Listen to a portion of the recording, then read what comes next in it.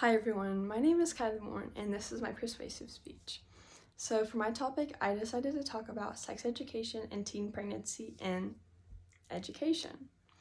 So who here has had an experience with a teen mom? I have.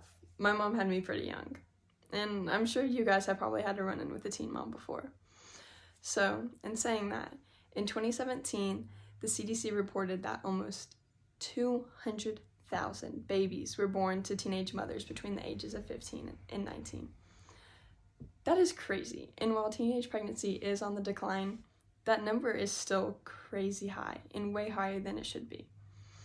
So there was a study conducted between the years of 2011 and 2013 that came out with some data that 43% of female adolescents and 57% of male adolescents had no prior sexual education before they had sex for the first time. And that's terrifying.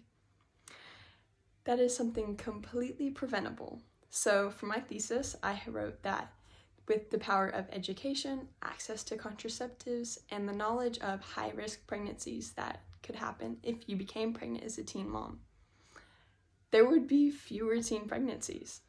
If we had more education, more knowledge, and more resources, teen pregnancy could be a thing of the past. So for my first topic, teen pregnancy. Teen pregnancy is 100% avoidable. But to some young people, this is not something that's commonly known. So here in the United States, only 39 of the 50 states require information to be taught on sexual education. That is insane. And of those 39 states, only 20 of them are required to include information on contraceptives. That's crazy. So, and of those 39 states, 29 states enforce and re-stress abstinence. So here in North Carolina, we get a pretty good sexual education with regular knowledge on sex, contraceptives, sexual violence, consent. That's a pretty good arrangement, but North Carolina is one of the states that stresses the importance of abstinence. So, in saying that, contraceptives. So in 1977, there was a Supreme Court case which ruled in favor of minors being able to have access to contraceptives without parental consent. So while being a minor, you can get access to contraceptives, but to some people, there is no access near them. In the United States, there are over 1.5 million women that live in a contraceptive desert. So they live in a contraceptive desert, which means there is not a health clinic anywhere near them that they have accessibility to contraceptives on a regular basis. And that is so sad to hear. There are not only young people who are becoming of age to start having sex, but there are also older people, women of childbearing age that don't have access either. It's women and people who partake in sexual endeavors of all ages that are left with nothing. So we need to really up our accessibility when it comes to contraceptives. So this brings me to my next topic, which is high-risk teen pregnancies.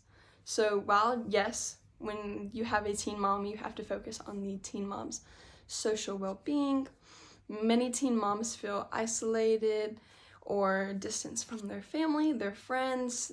They feel that they're very alone since they're pregnant. And while, yes, this is something we need to take account on and make sure they are doing well, we also need to care for the baby that's growing inside them. So in saying that, teen pregnancies have a much higher risk for infant mortality, which is very incredibly sad.